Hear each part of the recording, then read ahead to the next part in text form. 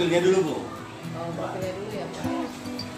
Sekolah penggerak itu Pak adalah sekolah yang sudah dicanangkan oleh Bapak Menteri kita, ya, yang dia bergerak di bidang pendidikan, yang tujuannya untuk mencerdaskan anak bangsa, yaitu melalui profil pelajar Pancasila yang ada 6 item, yaitu berakhlak mulia.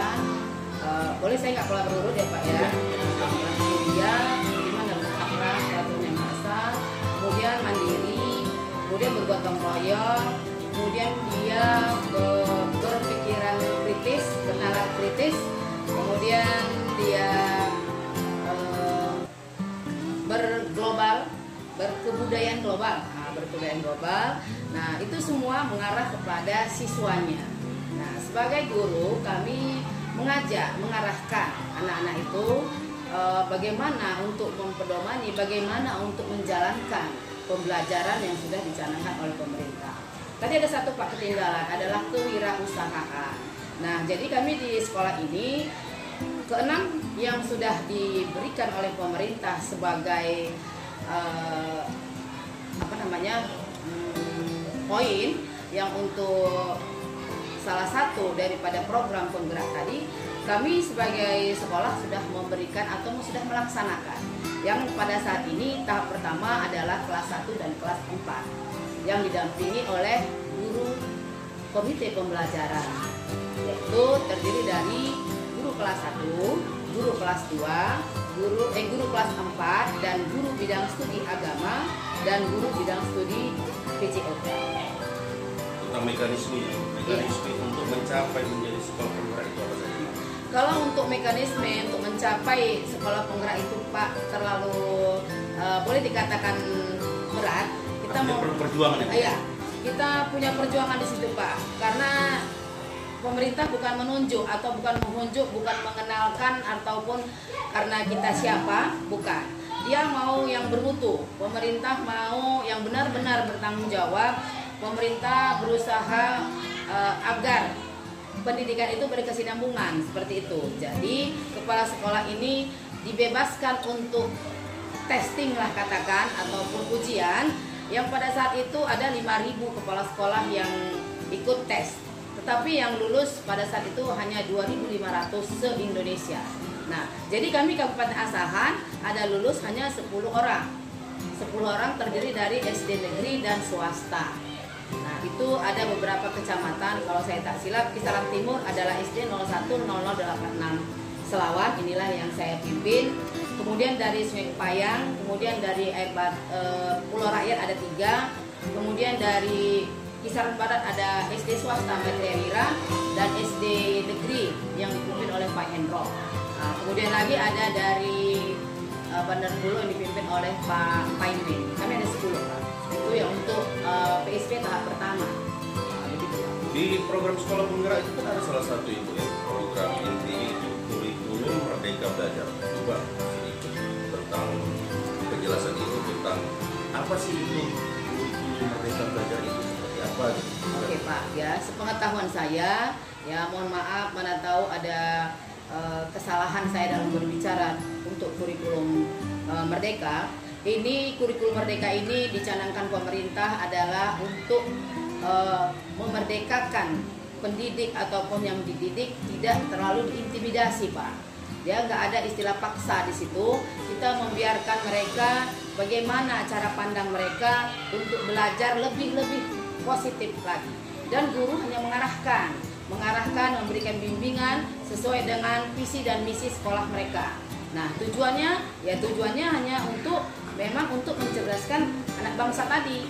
Jadi saya rasa tidak ada seperti kata masyarakat ya Pak ya, pemerintah ini bolak-balik menggantikan kurikulum.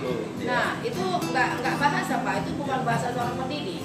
Ya sebenarnya bukan diganti, tetapi kalau boleh saya katakan itu lebih merinci, lebih ke depan, lebih baik lagi gitu. Nah jadi bukan ini sistem coba-coba ya kan Pak. Nah jadi ya dalam kurikulum penggerak ini pemerintah sudah cukup memikirkan ke depan bagaimana anak bangsa ini, bagaimana kalau dia dibiarkan belajar tanpa ada tujuan. Nah, itu otomatis anak tak akan berhasil. Nah, tetapi kalau sudah di program Merdeka Belajar ini, pemerintah sudah mengharapkan kebebasan dalam belajar, bukan berarti bebas tanpa positif ya Pak ya, tanpa tujuan ya. Nah, dia dibebaskan misalnya berkarakter. Nah, karakter itu tadilah yang mau dididik oleh gurunya. Kemana anak ini diarahkan? Kemana? Tujuannya kemana? Gitu. Jangan anak dibiarkan. Ketika anak punya potensi di bidang, misalnya kalau kami SD Pak ya, kita kan belum begitu nampak menonjol anak itu arahnya kemana ya Pak ya. Dia masih nampak kami, oh anak ini suka mengkotak-katik barang ya, barang yang bagus bisa dikotak-katik jadi rusak. Nah itu kami nggak boleh marahin dia, kami nggak boleh cemooh dia.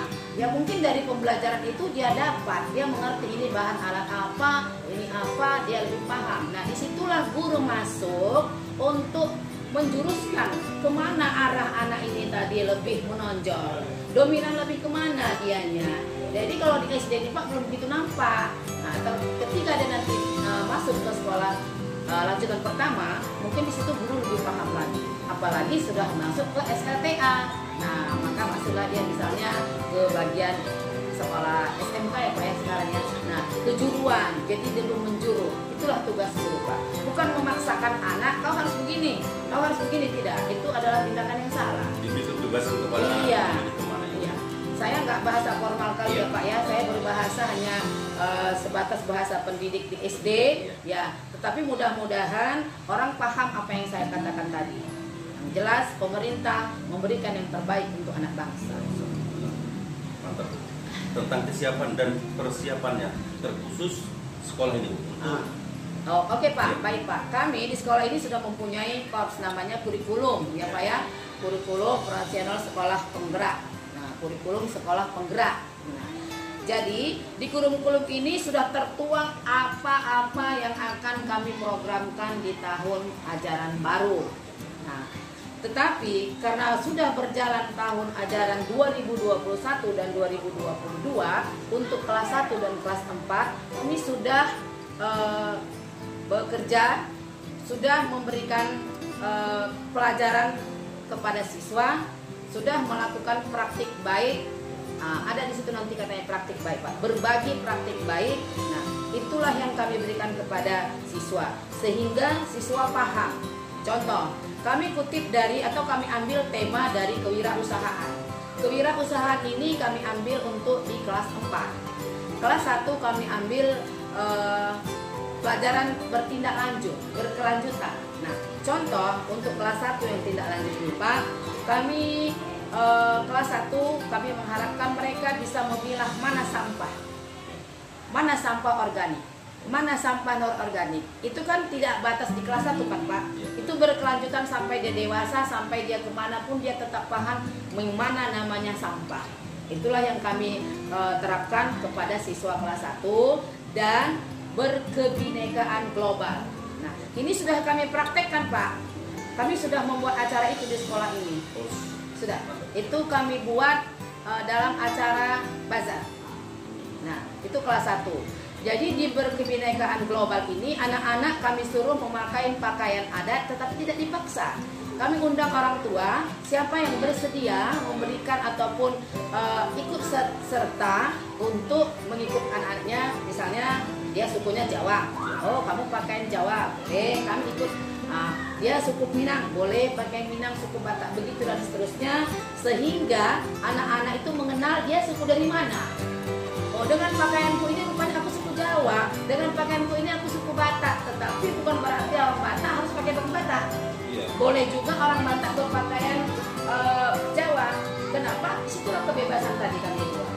Nah, tetapi dia mengenal, oh ini pakaian daerah ini, oh ini pakaian daerah ini. Disitulah termasuk di kebinekaan global. Kemudian untuk yang kelas 4 kami ambil tema kewirausahaan, itu sudah kami bajarkan minggu yang lalu. Kami undang Pak Kadis, kami undang semua stakeholder yang kami anggap peduli pendidikan. Tetapi di dalam penampilan itu sebelum bazar kami laksanakan, anak-anak sudah kami ajari membuat konektor. Konektor itu adalah pengikat jilbab, pengikat masker di jilbab. kenapa itu kami ajarkan Pak? Pertama tujuannya agar anak ini paham ya, untuk berwirausaha itu ataupun mencari menyambung hidup itu bukan hanya bekerja di instansi pemerintah saja. Nah, dia bisa mencari rezekinya melalui berwirausaha, berwira swasta. Maka kami ambil tema kewirausahaan. Nah, yang kami tadi praktik baiknya itu kami buat cara anak membuat konektor. Konektor itu yang dipakai seorang perempuan memakai masker, mengkaitkannya ke kepalanya. Nah, setelah ini selesai Pak, ini kami bazarkan, kami jual. Nah, yang membeli orang tua siswa yang diundang. Nah, pada saat itu kelas 1, kelas 2, kelas 4, maka orang tua yang kelas 1, kelas 4 itulah membeli bazar ini. Tapi bukan dipaksa ya Pak ya. Cuma kami menghimbau Bapak Ibu, kita untuk menghargai pekerjaan daripada siswa, tolong dibantu kami. Di dalam bazar itu sudah ada harga. Harganya terjangkau. Kalau di luar sana Bapak Ibu mungkin membeli harga 25, bahkan ada yang di atasnya. Kami hanya Rp10.000, Rp15.000. Nah, kebetulan Pak, pada saat bazar itu terkumpullah uang sekitar 900.000. Nah, uang 900.000 itu dikembalikan kepada guru yang sudah saya percaya untuk mengelola. Uang itulah nanti untuk ke depan apalagi yang mau dibuat. Nah, begitu. Jadi setelah adanya bazar ini, orang tua saya lihat merasa senang. Mereka merasa anak itu betul-betul dilibatkan dalam pembelajarannya. Ini langsung Pak ya, pembelajarannya ya. Kita nggak beli, beli di sana, nggak. Kayak saya udah buat videonya, nanti bisa saya kirim ke Bapak. Mudah-mudahan Bapak bisa mau like-nya ya kan. Nah, itulah pekerjaan kami di sini, bukan hanya sekedar istilahnya bercerita. Ya, saya melibatkan siswa dan juga melibatkan orang tua siswa, bahkan semua warga sekolah yang ada di sekolah ini terlibat di dalamnya dalam acara bazar tersebut. Kemudian sebelum bazar tersebut persiapan tadi sudah kami buat. Nah, untuk ke depan ini kita masuk ke tahun ajaran baru yaitu 2022 dan 2023. Nah, di ajaran baru 2022-2023 ini itu kelas 2 dan kelas 5 menjadi sasaran. Nah, kelas 1, kelas 4 sudah ya Pak ya. Ini berkelanjutan. Jadi kelas 1 ini kan naik ke kelas 2. Gitu ya. Baru yang kelas 4 ini naik ke kelas 5. Nah, mereka berkelanjutan. Nah, ini nanti ibu-ibu gurunya seperti tahun yang lalu kita buat pertemuan yang namanya IHT. Kami mengundang yang namanya narasumber dari tingkat kabupaten untuk memberikan materinya kepada ibu guru sehingga ibu guru paham dan kami bisa bekerja sama, bisa saling diskusi kemana arah pembelajaran ini tadi. Jadi tidak hanya mati di tangan kepala sekolah atau ilmunya tidak di kepala sekolah saja. Dan kemudian lagi Pak, kami dipandu oleh pelatih ahli. Nah, ada pelatih ahli kami. Nah, setiap bulan kami ada namanya coaching. Setiap bulan ada namanya PO. Kalau coaching antara saya dengan guru ya Pak, dengan pelatih tadi. Kalau coaching tadi antara saya dengan guru yang dikatakan komite pembelajaran tadi dengan pelatih ahli. Nah, kemudian ada lagi kami diberikan pemerintah yang namanya Lokakarya. Lokakarya itu terjadi sampai 8 kali. Sebulan sekali, sebulan setengah 8 kali. Itu adalah ilmu. Ilmu dapat kami dari Lokakarya, saling berbagi dengan teman-teman yang sekolah penggerak. Nah, itu juga yang kami share atau kami sharekan di sekolah kami sehingga kami bisa menerapkannya dengan baik dan benar. Begitu. Terakhir Bu, ya, tentang profil ibu. Perlu saya Pak ya? Perjalanan. Oke Pak, saya tadi belum kenal Pak ya? Iya, belum. Iya, nama saya Haja Nur Aisyah Rambe. Haja Nur Aisyah Rambe SPD. Saya lahir di Rawang. Lahir di Rawang tepat tanggal 3 April 1968. Saya bersekolah SD di SD 010088 Selawan. SMP saya di SMP Negeri 1 Kisaran. SPG saya SPG Muhammadiyah Kisaran. S1 saya dari UMSU. Nah, saya sekarang masih tahap belajar untuk ambil S2 walaupun sudah ketuaan. Tapi yang namanya belajar, Ya, belajar saya Bu selesai. sampai pilihan lahat Bu. Oke, tidak ada namanya ketuaan ya Pak Iya, ya. nggak ada Mungkin batasan. ini saya buat hanya untuk mencontohkan ke anak-anak didik ataupun ke cucu-cucu saya. Nah, kebetulan anak-anak sudah di S1 semua. Nah, jadi Pak, saya pertama mengajar itu di SD 010093 di Jalan Syekh Hasan yang santer dikatakan orang SD 11. Di situ saya mengajar tahun 1988 bulan 2 tepat tanggal 20 Februari. Nah, setelah saya mengajar di SD tersebut, pada tahun 2008 saya diangkat menjadi kepala sekolah di SD 013854 Selawan, Jalan Husni Tamrin, Kelurahan Selawan. 4 tahun saya bertugas di situ, saya dipindahkan menjadi kepala sekolah di SD 01388452 Karanganyar. Saya di situ ada 7 tahun.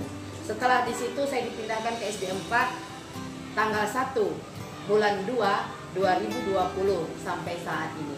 Mudah-mudahan pemerintah masih mempercayakan sekolah ini saya pimpin. Saya butuh bimbingan dan arahan ataupun ajar-ajar ide-ide yang baik daripada semua stakeholder yang berkepentingan dalam dinas pendidikan walaupun masyarakat di sekitarnya Pak. Terima kasih. Ya, terima kasih banyak Bu atas wawancaranya hari ini yang sangat luar biasa. Salam sehat dan sukses selalu Bu. Terima kasih Pak atas doanya. Mudah-mudahan kami semua di sekolah ini bisa mengembangkan sekolah ini lebih maju dan lebih baik dari yang sebelumnya. Ya. Terima kasih. Itulah tadi wawancara kami tadi dengan Ibu Kepala Sekolah SD 010086 Kelurahan Selawan Kabupaten Asahan Provinsi Sumatera Utara. Pers Indonesia.